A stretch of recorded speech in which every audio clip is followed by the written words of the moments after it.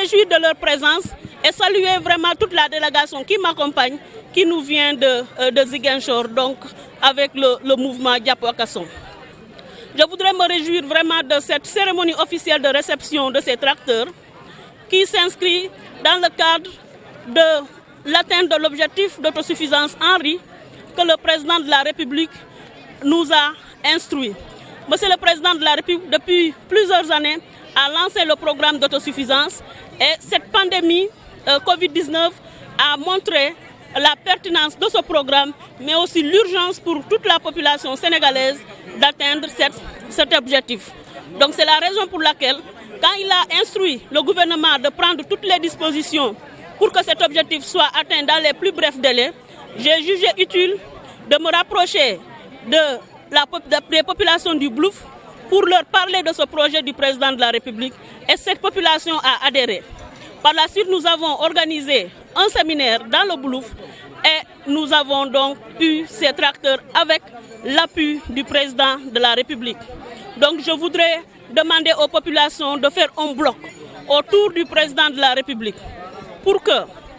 cet objectif d'autosuffisance, nous puissions l'atteindre, mais aussi faire en sorte que nos jeunes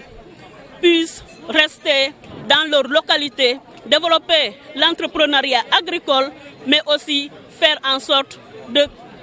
créer plus de richesses pour les populations et pour toute la communauté. Donc c'est ce que je voudrais dire en disant encore que ce projet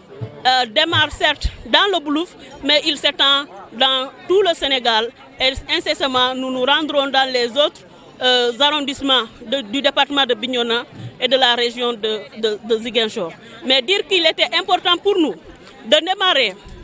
par la zone du Blouf, puisque nous avons le barrage d'Afignam qui est réhabilité par son Excellence, Monsieur le Président de la République, son Excellence qui ne cesse de démontrer qu'il porte la Casamance dans son cœur, puisque nous savons très bien qu'il y a plusieurs présidents qui sont passés par là, mais aucun n'a encore accordé autant d'importance à la Casamance qu'il le fait depuis son accession à la magistrature suprême. Donc je voudrais demander à toute la communauté de faire bloc autour du président de la République pour que nous assurions le développement de la région, de toute la Casamance naturelle, le développement du Sénégal et alors créer beaucoup plus de richesses, plus d'emplois pour nos jeunes et pour nos populations.